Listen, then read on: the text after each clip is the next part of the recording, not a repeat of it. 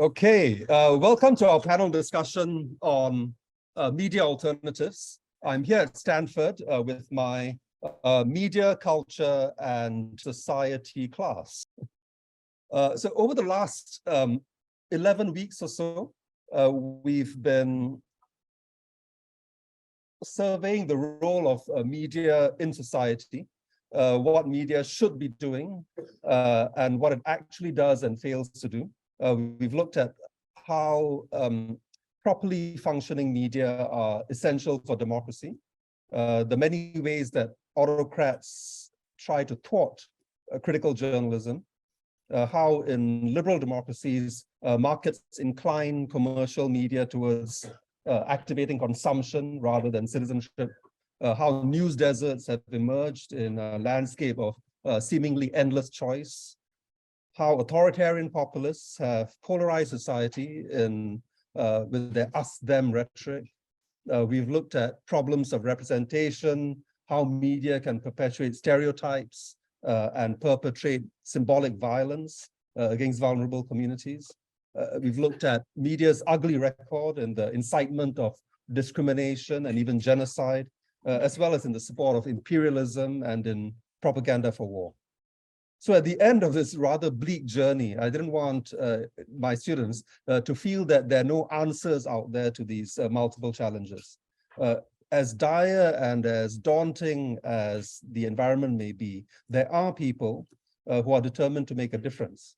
And I've invited 3 such individuals to share with us the exciting work that's going on at the levels of media practice and policy. The issues that they're going to discuss today are so important that I've opened this class to visitors from the rest of campus and far beyond. So those of you on Zoom, thank you for joining us. And let's dive right in. Ayleen Cabas-Mijares, you've worked as a journalist in Venezuela, and now you're teaching the next generation of journalists at Marquette University, where you're an assistant professor of journalism and media studies. But you're not merely reproducing the profession as you've experienced it. You're among the journalism reformers who have been thinking about how to practice this vocation in ways that are more inclusive. So what are the changes that you've been working towards? Hello, and thank you for having me here, Sharon. I really appreciate it. So yes, when I think of journalism and research journalism, I have been able to see firsthand all of its potentialities and shortcomings. And this is an institution that even as I explore and get to learn more intimately its shortcomings, I still have a lot of hope and confidence that with appropriate reforms and we can basically unlock the empowering and liberatory capacities that this institution does have and has shown to have historically. So what I do as I think of journalism and as I teach journalism to students is to see how we can incorporate a social justice lens to reporting. And what that means, I created a class called Social Justice Reporting, where we go over first kind of like the philosophical changes that we have to make to think and to repurpose journalism to a social justice objective. And when I say social justice, I mean nothing but 2 things: that journalism has to be there to uphold democracy, and journalism has to be there to uphold human rights. Basically, the rights that all of us as humans have to live a life with dignity.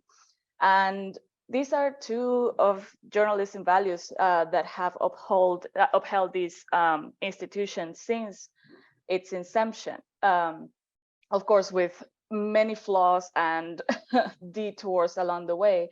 But I do believe these 2 values are the ones that hold the institution together, and we just have to figure out how to come back to them. So in this class, as I try to think about what makes a social justice lens and what it means to journalism, we try to articulate philosophically what does that mean. And a lot of the philosophy that goes behind it is critically questioning values like objectivity, and how it basically has stopped serving or well, there's a big question mark on whether it ever served quality in journalism. And we can talk more about that as we get into it, especially in a country like the United States. And once we get over this new way of seeing journalism as detached from objectivity and closer to values like solidarity, again, democracy and human rights, we start seeing how all those values, all that philosophy, that core why of journalism connects to journalism practice. So I walk with students through how, with this social justice lens in mind, how do we pitch stories differently? How do we select and engage interviewees differently? How we frame stories differently, write them differently, and again, always with having democracy and human rights in mind. Are these stories really enabling those things or hindering them? And that's those are big values that that can guide reporting and responsible reporting. So yes, like in a nutshell, that's what I try to do as I develop scholarship and teach journalism. So I'm gonna stop there and let my other panelists like go through their introduction. Thanks so much, Ayleen. I mean, I already have so many questions for you, including, I guess, to get a better idea of what that looks like in practice. For example, how would you cover homelessness or poverty through what you consider a different lens from what mainstream journalists have so far adopted. But before we get to that, yes, I am anxious to hear from the other speakers as well. David Kaplan, you're the Executive Director of the Global Investigative Journalism Network. Through most of the 20th century, people in democracies mostly believe that free markets invigorate free media. For-profit media were responsible for most of investigative journalism's greatest hits. Think about Watergate or the Pentagon Papers, for example. But you were ahead of the curve in the US in understanding that there's also a role for non-profit journalism. You helped develop the model of a non-profit investigative news enterprise at the Center for Investigative Reporting in San Francisco back in the 80s and 90s. So could you explain the limitations that you see in commercial journalism and the potential of the nonprofit model? Sure. First, thank you, Sharian, and it's an honor to be here with Ayleen and Nina. Greetings to your class and everyone else.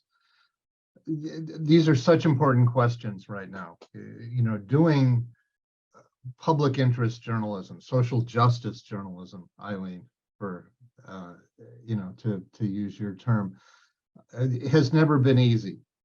Doing quality journalism has always been a challenge, and you know, I've worked in both the commercial media and the nonprofit media, and it's a fight everywhere to do great work that breaks new ground, is revelatory, and is in the public interest. How do we do that? You're absolutely right. Commercial media has led the way. Free markets and open societies are key to the free flow of information, which is the starting point for quality journalism. You've got to be able to report on what's going on.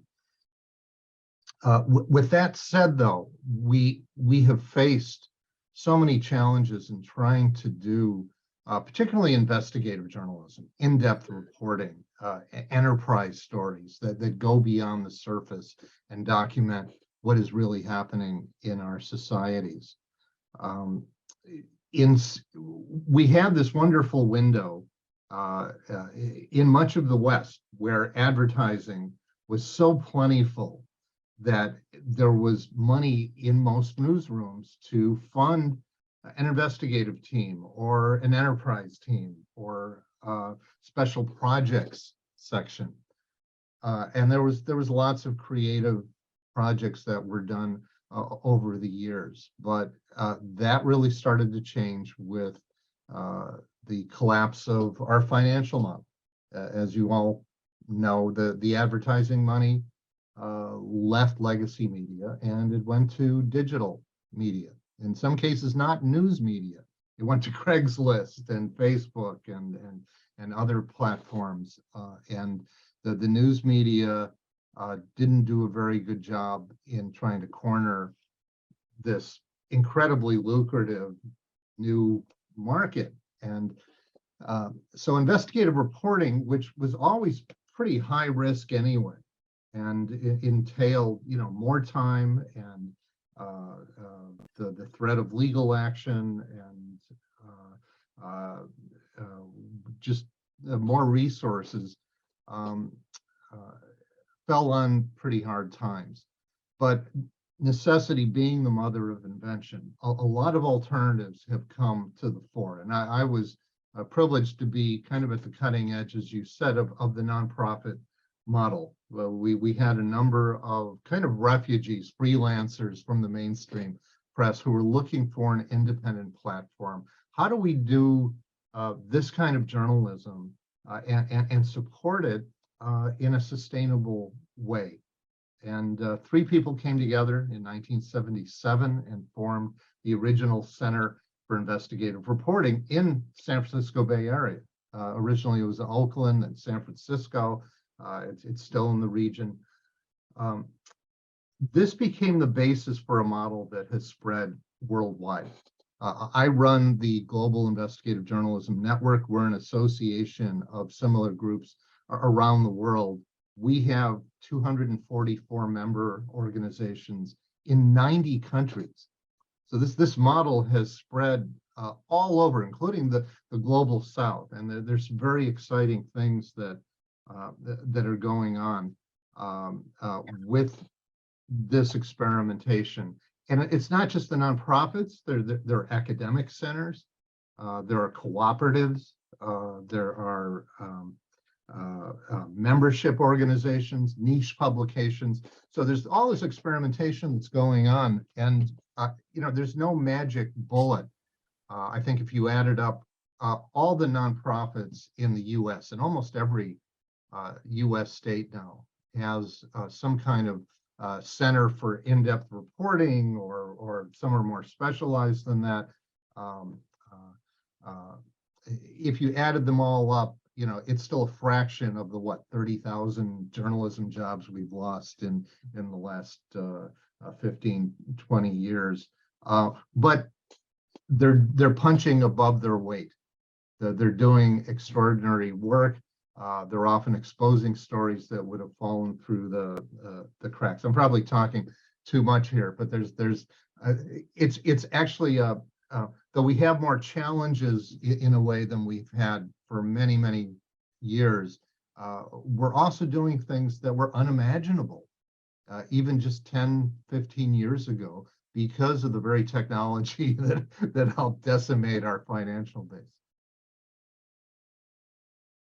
Okay, I want to come, we need all the inspiration that we can get. So I want to come back and ask you for one example that really excited you, say from the last 3 or 6 months, from anywhere in the world. But before that, Minna Horowitz from the University of Helsinki, currently coming to us from upstate New York, where you're a fellow at St. John's University. You study digital rights and media activism, and you've been involved in policy work through the think tank of Nordic Council of Ministers, advising on the platformization of the internet. When we talk about internet platforms, well, of course, the current controversy in the world right now is Elon Musk's takeover of Twitter. I share the widespread concerns about that takeover, but there seems to be an implicit assumption in a lot of the critique that we've been hearing that things were actually on the right track in Twitter and in the big social media giants until Musk disrupted the status quo. Right? I know enough about your work to know that you probably don't share that view. You're among those who don't feel that commercial social media, even before Musk, were actually on the right track. You and others have been trying to revolutionize the way we think about how we organize the internet, but in a different direction from Musk. Could you explain the idea of a public service internet? Absolutely, and thank you. Well, I am so grateful to be here, slightly humble because I'm a lowly policy scholar. I don't do journalism. I wish I could, so I could explain myself more clearly. So please, everybody in the classroom and online, and shout out to my students from the Media Activism and Social Change. I saw you in the list of attendees. Great to have you here. Let me know if I explain something which is not so clear, but I want to sort of start with my background a little bit, which is I come from Europe, specifically Northern Europe, specifically from Finland, where we have basically throughout the existence of broadcasting had something like public service broadcasting, which is today a multimedia concept, public service media. And you probably know it, you probably discussed this in great length in the course, but this is something different than state media. Public service media or broadcasting idea was born after the First World War, when we started to see radio as a magnificent propaganda machine, let alone the Second World War, when film was used as a propaganda tool. And in many European countries, the UK and the BBC leading the way, it was seen that mass media is so powerful that we need to have an independent organization funded by the state, but independent from any political alliances, through which we can educate, entertain, and inform. So basically big organizations that were guaranteeing independent quality journalism. Of course, we can always question how fully independent any that kind of organization can be if the funding comes from public sources, but at least in many European countries, and if something good came from the UK, imperialism in countries where with UK presence, there has been this kind of model that independent journalism can be produced by relatively big organizations. Well, then came the internet. And of course, as we've already discussed, the internet caused a lot of problems, if opportunities, but also problems for all kinds of news media, commercial and public. And in Europe, what we're seeing right now is a lot of commercial news outlets that are national news outlets. And you can imagine Finland and other small countries in Europe, very small language markets, they are in trouble, and they're saying public service media should not produce content, or should produce just very marginal content. So we're having a lot of these conversations. How can we maintain quality journalism nationally as in a mixed system, which is both commercial and public? You're going through this. But what happened, of course, also with the internet is that not only is this public service media journalism competing with the national commercial ones, but also the big platforms. And they have to be in the big platforms because their mandate is to reach all audiences in a country. So they have to be on Facebook, TikTok, Instagram, you name it.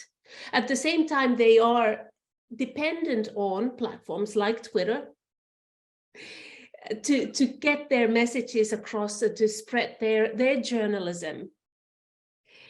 And often we get this pressure that should they be there, they are governmentally funded, why are they actually putting content into these commercial platforms? So already for a long time, and I heard today that the BBC will completely go online in the next few years, there has been big conversations about how could public service media organizations also provide public service internet services that are not bound by these platforms.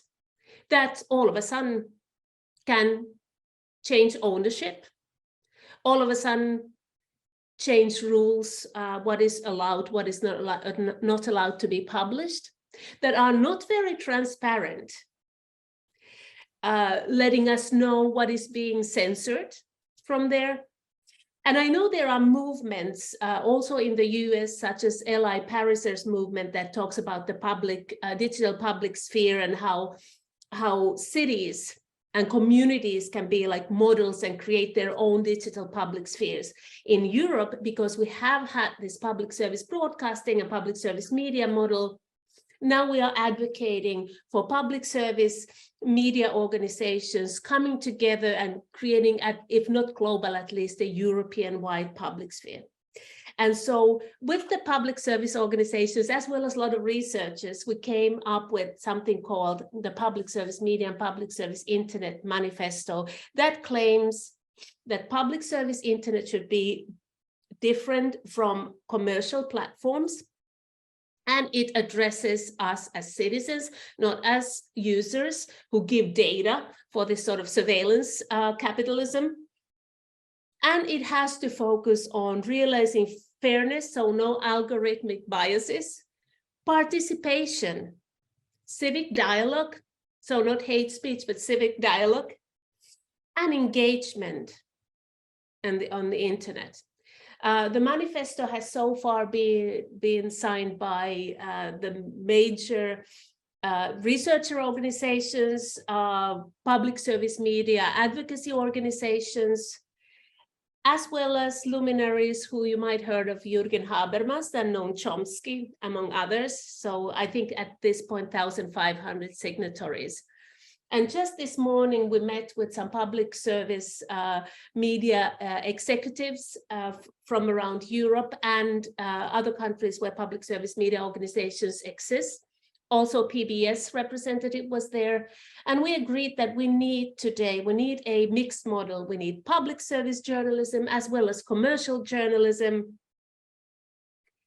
But we have to unify those forces against this platform power that gives us tools, but also makes sort of quality, independent, democracy-driven journalism precarious, to say the least. So this was my monologue to start with. I'm going to stick with you, Mina, for the follow-up question. You mentioned a list of sort of agenda items that you want to address when you are developing, when we are developing a public service internet. I guess the key point for me there is that although most of the debate tends to be on internet moderation, right? What should be taken down? Who should be cancelled online? Should Trump be on? But your agenda is much wider, right? Because could you spend a little longer explaining, for example, beyond the question of what content should be taken down, who should be removed? What are the key issues that, what are the key things that a public service internet needs to do better than the platforms we have now? Well, from the perspective of how we are envisioning the public service internet, it would be a platform which would be completely non-commercial. And because in Europe, we do have these traditions of supporting public services.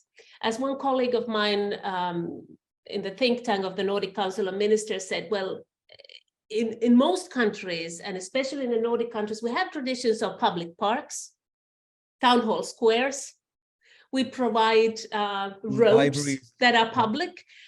We have public education and healthcare as well, and so on and so forth. So why wouldn't we now envision a public service internet, which would be a platform not directly connected to this US-based or China-based now commercial entities? And the hope is that by removing the profit motive, the algorithms would then be biased towards values like truth and democracy and inclusivity and diversity, rather than being biased towards just virality and consumption. Mm-hmm. This is an excellent question, and public service organizations in Europe, because they are online already with their own website, their own mobile services, and so on and so forth, they are struggling with this, of course, because they want to reach audiences, they want to offer them the kind of content they think they are interested in, but at the same time, public service organizations using algorithmic tools are, at least in theory, or at least this is what they tell scholars, they are thinking, how can we offer diversity as well? How can we counter filter bubbles and sort of recommending more of the same kind of philosophies? And how can we increase diversity? And there, of course, are ways how algorithms can do that. And it seems like in most AI recommendations by UNESCO and by the EU also talk about this. We can use it, it's like any technology, we can use it for bad, we can use it for good. Thank you. Let me go to David, and before that, let me tell the Zoom audience that the Q&A button at the bottom of your screen can be used anytime. You're going to post questions that I'll then relay to the speakers. David, give us some good news. What's impactful piece of investigative journalism that may not win Pulitzer prizes, may not be earn the Nobel Peace Prize, but is making a difference on the ground that you've been excited about over the last 3 to 6 months? Excuse me. I'm going to put a clip in the chat box here. I hope you can all access that. This is out today on our site. At the end of the year, our team rounds up the best of investigative reporting in different regions of the world. And we have seen it get better year after year. Despite all the challenges that we face, the financial model, the global backlash against human rights and democracy and independent media, all the headaches of trying to do good journalism, we have more investigative reporters in more places doing better work with better tools than ever before. In fact, that's part of the reason for the backlash. We've got so many people asking tough questions about accountability and abuses of power that autocrats and oligarchs are not comfortable with this. But the genie's not going back in the bottle. There's extraordinary work being done. This is just a snapshot of what happened in Africa this year. Africa probably has the toughest capacity issues in the world for doing this kind of reporting. And look at the quality of these stories. It's amazing what journalists are doing there. This is going on in Latin America. It's going on in Asia.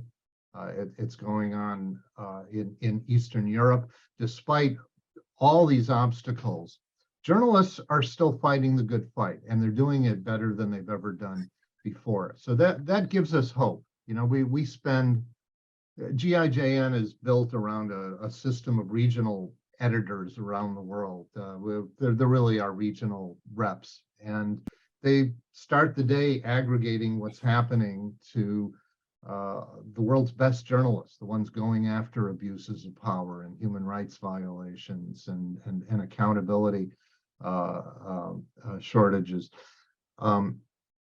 It's tough reading.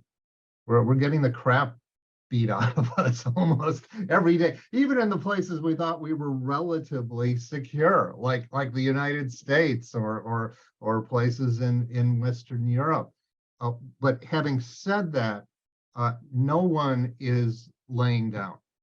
In fact, we're redoubling our efforts, and that's great. You're sharing this, Sharon.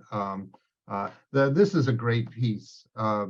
This one from Nigeria, of a guy who went undercover to religious institutions and said he was gay, and showed how many churches and mosques basically tried to rip him off, tried to pull scams on him to make him right, and it's a fascinating story. This next one is about trouble on the border of Zimbabwe and in Southern Africa, and again holding officials to account.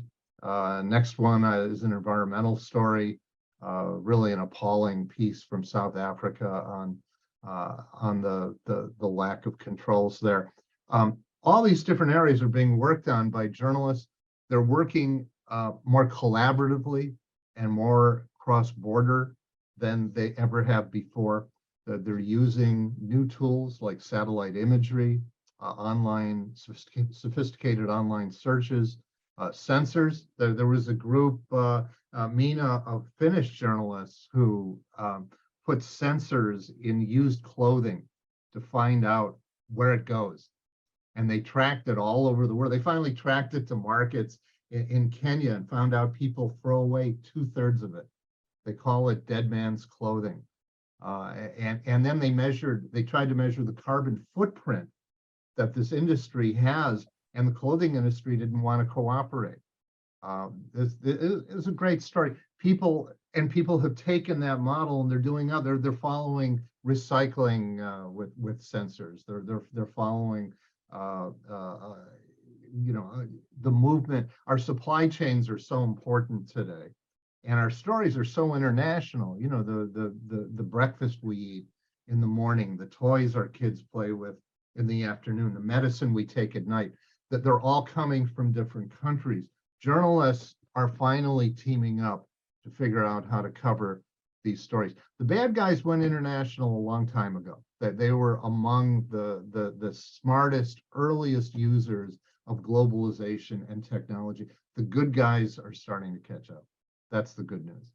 I mean, journalism, of course, almost by definition, upsets someone, right? If it doesn't, it's Good advertising. journalism. I guess bad journalism does too. Yeah. Right, that's true. You mentioned earlier the problem of resources, and that, of course, has been the strength of big, profitable newspaper companies. They have the power to fight off lawsuits and so on. Most of the organizations you work with are much smaller. How has networking helped? You know, there was a fascinating study done of European media about 10, 15 years ago, trying to find out who was doing investigative reporting and who wasn't. And it came down to really two ingredients that made the difference, because there was small media that were doing terrific reporting, and there was big media that wasn't doing anything. And why was this? Well, it turned out that resources were not the fundamental driver. It came down to leadership and a willingness to take risks. And that you can do, especially now where everyone can be a publisher, where anyone can set up their own news site. If you do this in a wise, accurate, and fair way, you can make a difference. You know, we believe in citizen journalism. We have a whole citizen investigative reporting project where we teach people who care about accountability how to investigate banks and human rights violations and people in power who aren't acting responsibly. So it's not just you know, we're not talking about a corner in a newsroom of specialized journalists that no one else can touch. These investigative tools are being used by entire newsrooms, by collaborative efforts across borders and across cultures, and increasingly by citizens acting in the public interest. So coming back to what Mina was talking about, how do we create the structures that will support this kind of quality public interest journalism? And that's where a lot of exciting work is being done. Mina, you had a related point to raise? Is that right? Yes, just really quickly, because I can just second to that. And I think at its best, so public service broadcasters and now public service media have been able to do that in that they have had the resources and they are the most trusted news organizations in many of the countries where they still have resources.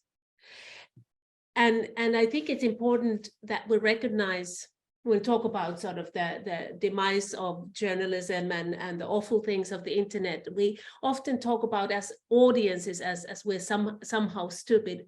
Audiences appreciate investigative journalism. When I see the rise of interest in documentaries, investigative journalism in general. So I think there's also a reason for optimism. Audiences appreciate quality journalism when they can find it. Ayleen, back to you. I'd asked you earlier to elaborate on what the kind of reporting or teaching looks like on the ground. In what way is the reporting process, the news gathering process different? In what way is the writing or filming different? Yes, and I like how the conversation is going, because like precisely with that study that David is referring to, and Damina is backing up this idea that it is really about like our professional criteria. Like it is not about money. Like yes, definitely like policy and these structures, like it is about, do they enable us or do they hinder us? But at the end of the day, even as these systems are very powerful, also journalists, editors who are driven by certain values and skills, they also drive public discourse in different directions. So, and that's something that I try to give my students in this class. Like doing journalism from a social justice lens is not a kumbaya moment. It is actually the hardest journalism that we can ever try to do. And I bring them, and it is actually in the DNA of journalism. This is the type of journalism that Ida B. Wells did. This is the type of journalism that people like Nicole Hannah-Jones are doing today, Wesley Lowery. This is journalism that has to be twice as rigorous, twice as good to gain credibility and to stand on its own. So Sorry, when why is that? Why is it more difficult to get the audience to on board this kind of journalism? Could you elaborate on that? I don't think it is about the audiences, but now we are in a moment where I think journalists are figuring out or having a rude awakening to the fact that we are in politics. And when I say politics, I mean politics is that big institution, that big sphere of life that is in charge of social change. So journalism, as it stands for democracy and human rights, we are reporting on wrongdoings. We are in the business of accountability. We are in the business of hopefully positive social change. And as that, we have to understand that we are in politics. We are in the business of bringing true information, actionable information, to allow people to make well-informed decisions that will not go against their own interest. So we are in the business of politics. And as we are in the business of politics, we cannot just sit back and say, oh, we're just going where the facts tell us to go. No, we are making decisions every single stage of every single reporting process. And are those decisions guided by upholding democracy and upholding human rights? Or are they guided by something else, like a corporation's bottom line, or not making XYZ politician or sheriff or whatever uncomfortable? Are we doing the job that we are saying that we're doing? And when we're doing a job that is for democracy, that is openly political, or at least aware of its political nature, we need to make those stories airtight. We need to make our cases the best we can make it, because there are going to be people who, especially people who are trying to uphold the status quo and uphold the power dynamics and the power structures as they are. They can come in and say, oh, no, that is not true. If you're going to advance a journalism that exposes the workings of systemic racism, that exposes the works of systemic misogyny, of xenophobia, etc., imperialism, if you're going to do that, you're going to find yourself on the bad side of very powerful people and very powerful institutions. And in that, your reporting has to be twice as good. The evidence that you gather has to be convincing. Everything has to tie it up.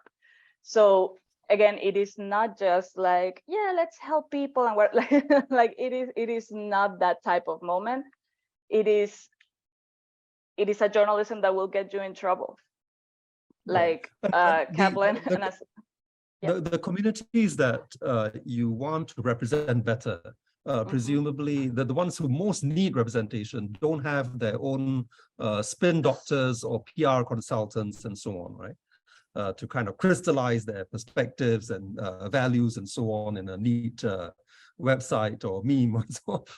How do you encourage your students and other journalists who may not be from these communities to enter into these communities and do a good job of representing them? Are there certain principles that you try and get across? Yeah, the first one, and this is one of the most fascinating journeys with my students, because there are a lot of things that they have to unlearn to be able to reach out appropriately to these communities. There's this, like the first stop for that, like the first station is kind of like debunking this phrase that journalists like a lot, that we are the voice of the voiceless. Like, I guess you have heard that phrase repeated many, like, we are the voice of the voiceless, the voice of the voiceless. We are not. Like empirically and philosophically we are not. Philosophically, we have to understand that people are not voiceless, that there's a difference between people not having a voice and people having been systematically and historically silenced. Those are two very different things. And as part of the systematic silence that an erasure that has been imposed on certain communities, it has been on journalism's part, as we have neglected communities, as we have neglected parts of the world in our search for stories. So we have to understand that we are no saviors. We are not going there to save anybody. People are very aware of their own situation and they can articulate it perfectly. Our job as journalists is to engage communities in sustainable, non-extractive ways so that we earn the trust of communities and then we get access, or where we are allowed access to their wisdom. And that is a very different type of relationship. A lot of journalists I've seen feel kind of like entitled to people's stories. People don't have to talk to you, especially when you come from an institution that has systematically failed them. If we think about African Americans in the United States, immigrants in the United States, these are communities that have been at the receiving end of stigmatizing narratives and harmful practices in media and by journalists. Why would they talk to us? They owe us nothing. They owe us nothing. We have to revisit our practices. We have to understand, and this is something that actually happened in my class. Like, there was a case, like, just to illustrate the change of mentality that we have to go through. There was a student of mine this semester in our class. We're all dealing with issues with food insecurity. It's kind of like the big umbrella topic for our class. And we are embedded in organizations who are in historically Black and Latinx communities in Milwaukee, doing the reporting. And to kind of like avoid parachute journalism, they have to be there all semester, trying to build those relationships, right? So one of the things about the social justice lens is to, as I was saying, try to tap into the wisdom of the people at the receiving end of issues. Because sometimes, like, there's an elite bias in journalism where we think that by talking to the experts, and by experts it is usually like academia or government or politicians, but we never think, and to bring it to food insecurity, the ultimate experts in food insecurity are the people who are food insecure. It is not like, yes, there are researchers, they are like, and they do fantastic job, but the person who's actually surviving and going through and navigating food insecurity, how to access resources, what resources are actually out of sight, like, that person is the one who has the ultimate knowledge on that issue. So I tell them, don't bring me stories without those people, because then you don't have real experts in that story. And one of my students is struggling with this, obviously. He says like, but we have tried to talk to them, and they are kind of like short, and they also were trying to talk to homeless people. So they're kind of short. It's like they cannot articulate what's going on to them. And I'm like, okay, let's process this. Put yourself in their shoes. You're homeless, you're in this food pantry trying to find resources for yourself. And here comes this student from a PWI that is a private institution trying to ask them questions about their business. Would you really talk to that person? No, you wouldn't. Again, you have to earn that access. You have to earn access to their thoughts and their real perspective. You have no relationship to them. Why would they talk to you? They don't owe you their story. Now, what you have to do is to spend more time, tell them how their perspective will help, not just the story, but the way we think about food insecurity. It's like, yeah, I need your perspective so we understand it better. And sometimes and probably someone in a position of power that can make change can revisit their own biases and their own understanding of the issue with your perspective. Like, bring the actual value to the table. Will that happen in 2 months? Will that happen in 4, 6, a year? Probably. But the good journalist is the one that can stay there and earn people's wisdom, because we are not owed it. We have to do the legwork. And I think that's a type of sometimes, it's a type of arrogance that I think kind of like runs in newsrooms. Like, I'm a journalist, like, tell me your story. No. Like, I like the term that he used, non-extractive, because exactly. too often, I guess, journalists trying to cover their diverse societies think of these communities as just sources of interesting sound bites or local color, for example. But what you're suggesting is a very, very different model. Yeah. Because, yeah. Sorry, Carrie. Yeah. No, yeah, because I know I've been talking for a while, but thinking non-extractively, because like, as Mina was saying, audiences are smart. Like, people know that if a journalist come, especially in communities that have been excluded, these are communities where they only see journalists when a tragedy is happening. When a shoot, like here in Milwaukee, if a shooting happens in one of the Black and brown neighborhoods, you will find journalists there in 2 seconds, telling how horrible and destitute these places are, and then they go to never be seen again until the next shooting.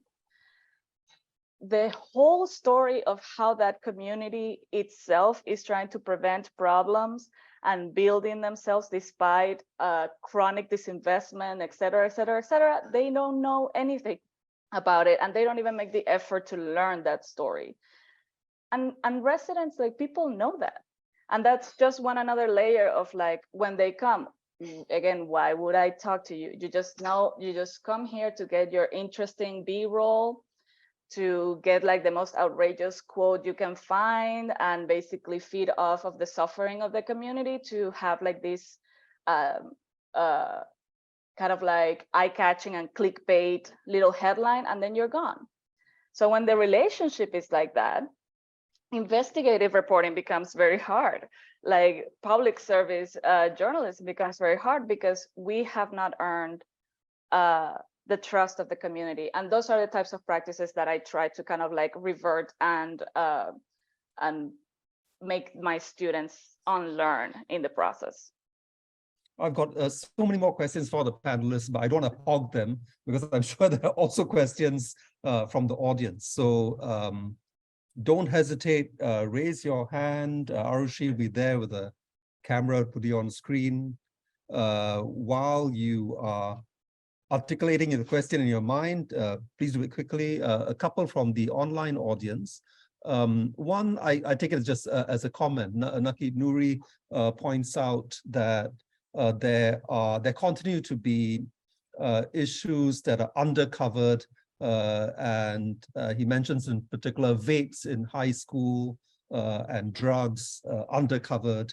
I'll just take that as a suggestion to to journalists, journalism students, investigative journalism, to pick up on that. Darsana Vijay asks about journalist safety and well-being. What can be done to improve fair remuneration, workplace conditions and protections, and so on. Let me add to that. Any questions from the class? Not yet. Okay, so David, you want to talk a little bit about journalist safety? Sure. I think a lot of this discussion depends on us building capacity in communities with media resources. The U.S. is actually comparatively well off. We have a lot of media. Yes, things don't get covered. Communities have been too long overlooked if they're not part of the mainstream. We've had this problem for a long time. The good news is there's a lot of diverse media that is coming up that is more sophisticated than it's ever been. And you know, GIJN, my organization, spends a lot of time trying to build capacity where it's most needed in places like Africa, Latin America, South Asia. We do fellowships for training. We translate basic tenets of good journalism into, we've done 32 languages. Most good journalism lessons are in Western languages. They're not available in Arabic or Chinese or Kiswahili. So it's important to globalize our knowledge base and our training in order to help empower these communities around the world. People are willing to do the journalism. They're willing to fight the good fight. They're willing to go after powerful interests and hold them to account. What they need are some structures that can support them and a little bit of capital to help get them going. And that's something we spend a lot of time on. In terms of safety, this has become a big issue. And it's not so much that we're getting killed at a higher rate. In fact, murders of journalists are at a 10-year low. And the problem is we're getting harassed and prosecuted and spied on more than ever before. A famous Pakistani editor put it well. He said that they're not trying to kill journalists anymore. They're trying to kill journalism.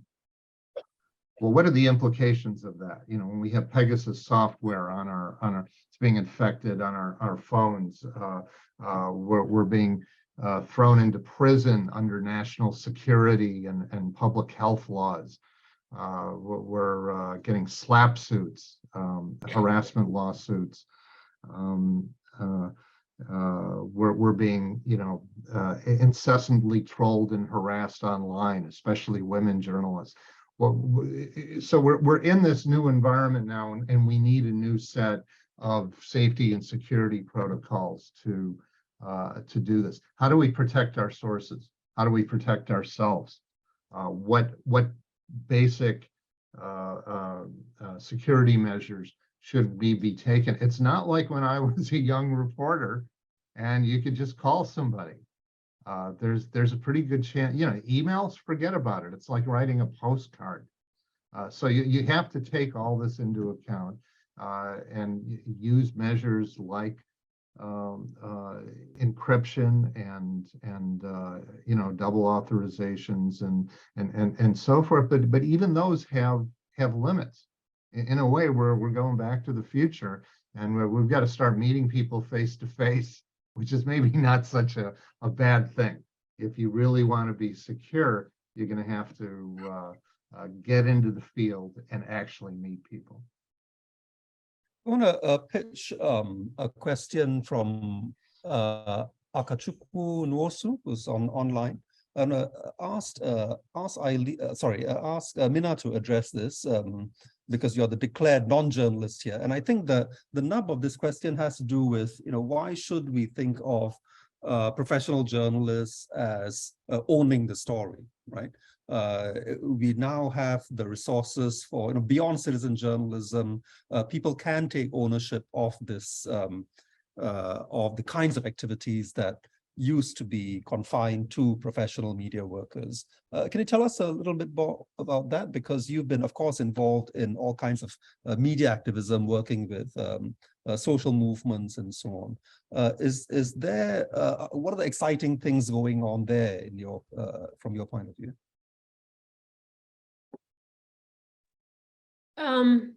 Again, I know this is a famous quote. When we use technology, we can use it for good or bad. And of course, there are, as David also already explained, and as Ayleen so wonderfully explained, there are great efforts that are outside of maybe mainstream media, or at least big media, empowered by the very platforms that also cause so many challenges. So there are sort of specific media reform or digital rights activism movements that are wanting to create better spaces for everybody to have their voice and take charge. But I thought, really, Ayleen, what you said was so important, because I see, at least in Europe, in small countries where there are a handful of media organizations, I see precisely this kind of privilege of being a journalist and the direction of going to the elites or the usual suspects for your interviews, your information, all of that. I see that happening all the time. And when we talk about activism, all in all, we talk about, again, of course, who can speak for whom. And I think you addressed it beautifully. And I think this is also maybe part of the challenge of legacy media organizations, especially in markets where they used to be dominant. And now people are not that interested anymore because they don't see the diversity of voices. They don't see, they see this kind of old school paternalistic approach, and they go online. They go to these different groups, organizations, even bubbles that address their needs. And I think there's a lot to learn for sort of legacy journalism from both sort of independent small organizations as well as activists, of how to represent diversity of voices. There are, of course, exciting examples within all kinds of activist movements, how they've been able to communicate.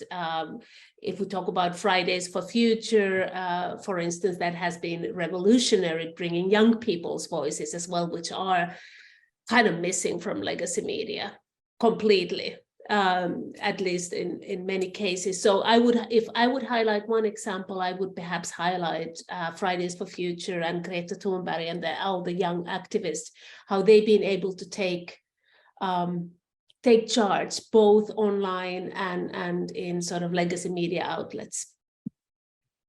Thank you. And if I can add something. Sure. Yeah, I don't know, sure. You Okay, carry on. Please, yeah. But yeah, I wanted to add, because definitely that connection between activism and journalism, again, like it is understanding that we have to, as like the journalism as an institution, I think it is happening because like almost survival, like it's taking us there, but like we have to take a more collaborative approach, not just amongst newsrooms, which I think it is happening. Like now there are several newsrooms that are taking this motto, and I will steal from Ron Smith, the editor-in-chief of NNS. They are taking a complete, not compete type of approach to news, which I think it is brilliant, because our job is to elevate public discourse, like, and for that we need to take more collaborative approaches to our work. But also we need to bring that spirit of collaboration with our sources, especially if it is sources that are not elite, because the elite knows how to. They know how to be in business with us, like, and those relationships exist, but we have not extended the same grace and competence to the public. And that is incredibly important because people are not seeing themselves in our stories. I think the United States, again, they had a very rude awakening with like this, especially in 2016, when like every single newsroom, they were like reporting from Mars. And they realized that they did not understand anything of what was happening in the country. Like everything was a huge surprise. But there were people who knew, people in the grassroots knew, people who had been doing activism at the local level in multiple ways, they knew. But journalists, since they are not well connected to these movements and sometimes even take an unnecessary adversarial approach to them, they put themselves in their own bubbles.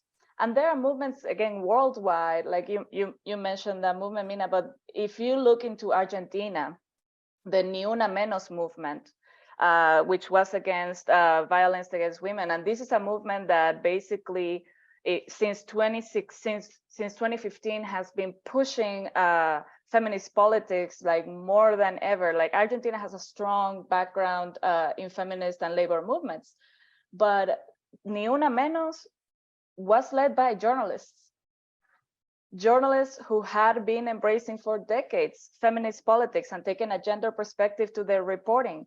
They were the ones who basically like made coalesce a whole bunch of political wills, and now they have had media reforms around symbolic violence. They have had like abortion was legalized in 2020, and this is a highly Catholic and highly conservative country, and they have been making like real advances, not just at the level of culture but at the level of policy.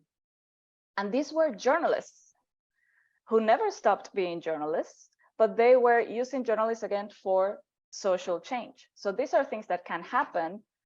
We just need to rethink our relationship to the public and rethink our relationship to journalists, to even to democracy and human rights. Like, what do we do there?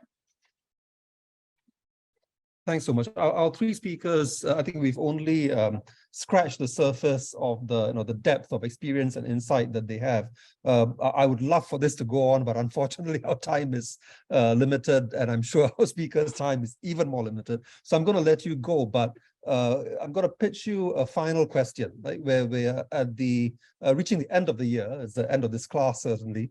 So perhaps in keeping with that, could you leave us with some ideas of your hopes for 2023 and how citizens, not just journalists, but the majority of us who will not actually be professional media workers, but simply citizens participating in some way in media, how can we as individuals contribute to the kind of alternative visions that you're trying to realize? David, do you want to go first? Yeah, tough question, but good discussion, Sharon. Thank you. The first thing people can do is support independent media. We need some kind of financial base, whether it's a nonprofit where everything's invested right back into the enterprise, or it's a for-profit with good values and committed to the truth. We have to figure out a way to support these media platforms, and so find one you like, subscribe to it, become a member, give a donation, do whatever you can do. We have people who support us with $5 a month. It's very humbling that, and in countries where we know people don't have a lot of means, and it always touches me to see that someone was thoughtful enough to give us money that they may not have a lot of, because they believe in what, in this case, this particular media association is doing. Repeat that pattern around the world. So that's the first thing you can do. The second is, I used to poo-poo media literacy. Not anymore. We really need it. And we woke up a few years ago to find out we were in the middle of a war we didn't even know we were fighting, being overwhelmed by waves of disinformation, and that the truth and reality itself is at stake. You know, we're not fighting for just freedom of the press here. We're fighting for the Enlightenment.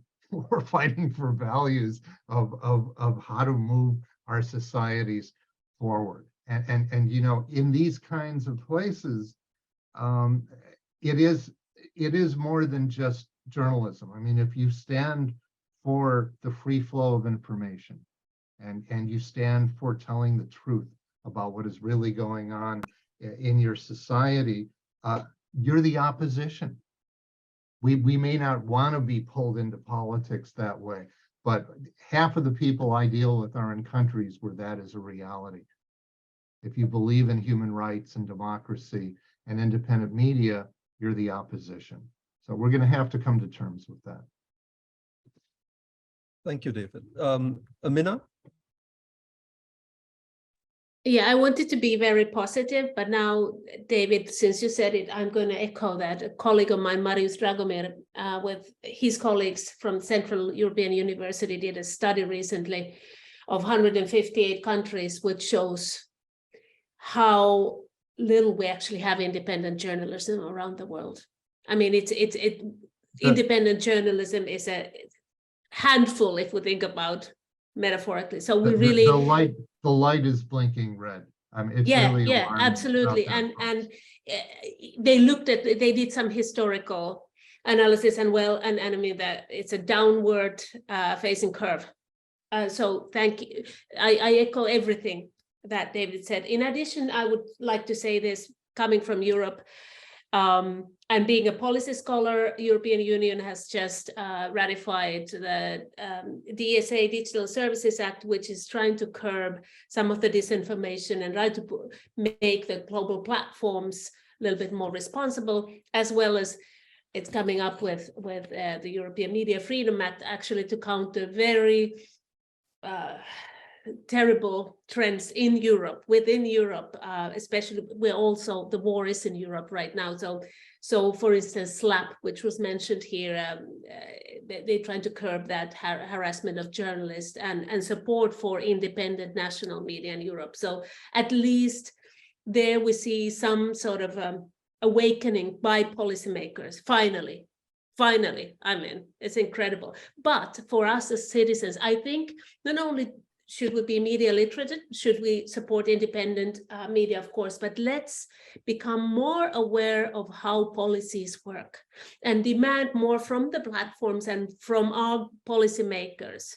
Really, I think we've been far too complacent and far too trusting that the free market is going to deal with all of this. It is not. Thanks, Mina. You'll be happy to know that well, number one, I'm one of the 1,500 signatories of the manifesto you mentioned, but more importantly, it's on the required reading list of this class. So they all know about it, or should know about it. Right? So finally, Ayleen. Yes, I resonate with everything that Mina and David have said, and even thinking about the students in the room, like I come from Venezuela, and I am from the generation that literally saw how democracy slipped away from our hands and from under our feet. And maybe you don't know much about the history of that country, but like before 1998, like we were considered one of the most powerful and most stable democracies in the region. That was undone in less than 30 years. And journalists, we fought, we fought tooth and nail. And I say, well, like we're still in that, but like so far it looks like we're losing since we have no independent media to think about in the country. I guess like something that I like to tell my students, and I think in some ways David and Mina have said that, it's that do not take your democracy for granted. Democracy is something you do. Freedom is something you do. It is not just something that will happen to you as you sit there. And it is not just about voting, because that's the other thing that like people have very reductive understandings of civic engagement and what they can do. And that's why I love looking at and researching social movements, because these are the people who are really looking into alternatives, who are really seeing like what types of interventions we can engage in to basically be on a more on a fairer world. And that's the type of engagement that we need. We do not just need people to like go to sleep and wake up for a midterm, go to sleep and wake up for a presidential election, because while you're sleeping, your democracy is being chipped away. Because like what Chirian was kind of like saying, to like borrow his language, or no, it was David, like the bad guys, they are working. The bad guys are changing your policies. The bad guys are putting like some officials here and there that you don't even think about. The bad guys are changing bureaucracies. They're doing all of that. They're very industrious. We have to be just as industrious and intentional in doing these things. And you're very young. So you have like, I mean, some of you are in Stanford, like some others are in other places, but like demand more media literacy, demand knowing the history of this country. That is another one of the big lies and shortcomings that I've been seeing in US education. Like if you don't know your history, I mean, you're already repeating it. So classes like what Chirian are doing, like when he was mentioning his whole syllabus, like that is a huge grace and a huge favor, a gift that he has given you. But that is just one class. That's not gonna change everything, but we need more. You need more. You're paying for that education. Demand it. Demand more Chirians. Demand more classes like this one. Demand more history, like real history, not just the whitewashed one. And do not fall asleep in between elections. Like find ways to engage, because you have to do democracy. It is not given to you. Thanks so much. I don't know how to top that. I won't try to summarize the words of our extremely learned and inspiring speakers. I'll just thank them profusely, Ayleen, David, and Minna. Also, of course, thanks to my class for keeping me company the last 11 weeks. And I've enjoyed discussing these issues with you. I've learned from you, and I hope that you've learned something, from us as well. I also want to thank the audience online, and do look up our speakers online. They're easy to find. They're doing interesting work that they've only been able to touch on slightly today. There's a lot more that you can explore with them, and I hope that there are many who will follow in their and other inspiring media leaders' footsteps. So thank you very much.